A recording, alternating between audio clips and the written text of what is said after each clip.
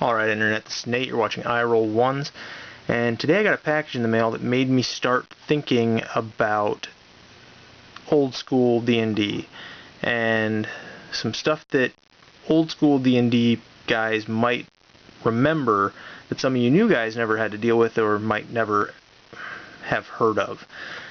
So let's start with the original things first. I mean, we all know D&D started with AD&D, and then they came out with, well, you might not all know, and then they came out with D&D Basic. And D&D Basic Rules was a box set.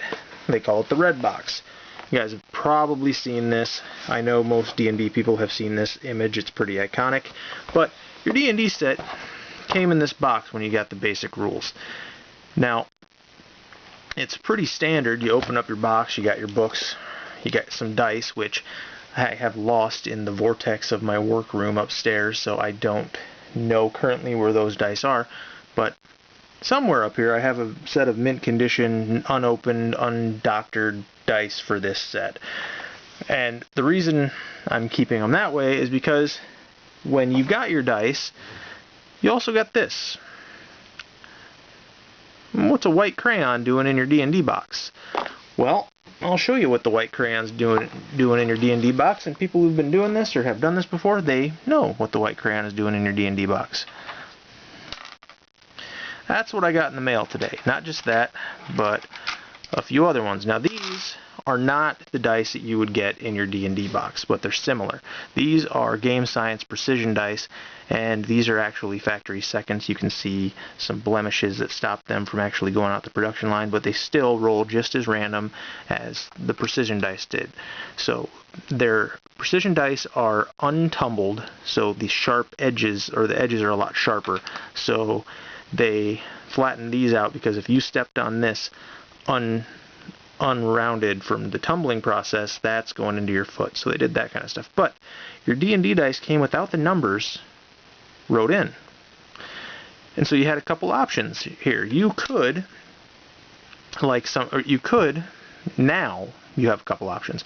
Back then, you grabbed that lovely crayon that was in your box, and this is not the crayon that was in the box, this is one of my kids' crayons, but you grab the crayon that was in your box, and you fill in these numbers.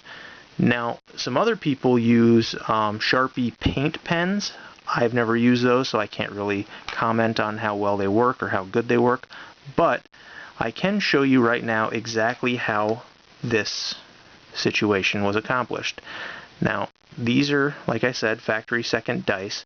They're not perfectly set up, but you can pick any color of crayon you want out of there. So like on these clear ones, you might pick black because white might not show up very well. Or on this one, you might pick like a dark, I don't know what color you'd pick, probably white on this one too. But you know, you can pick whatever color you want. I'm going to go with white because that's what I usually go with. And what you do, it's pretty simple. You just take this Crayola crayon and you go in circles over top of your number.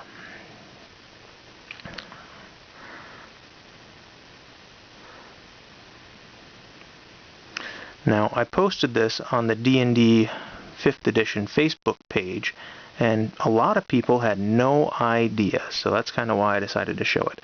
So, once you get your number all filled in to your liking, that's when you take some paper towel, and with that paper towel, or even your finger, you wipe off the excess, not exit, you wipe off the excess. And so you do that on every single number. So you can see now that pops out pretty good. You do that on every single number, and eventually you have these nice looking, I'll get you a better shot of what you do here. Get this set in there, and you grind this puppy in.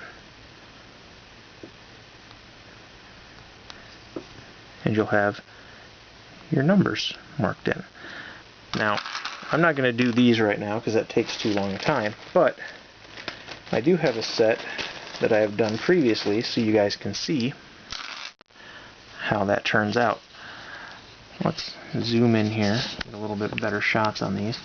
But that's how your dice turn out with just crayon. And that's what us old fogies that have been playing for a while had to do.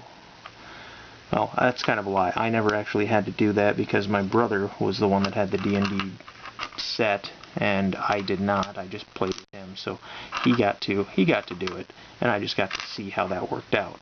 But I do remember the crayon. I do remember the dice being non-colored in, and him actually having to go through and do that. But there you go. Pretty quick, pretty simple video, and hope you guys enjoyed it. I will see you next time. Take care, Internet.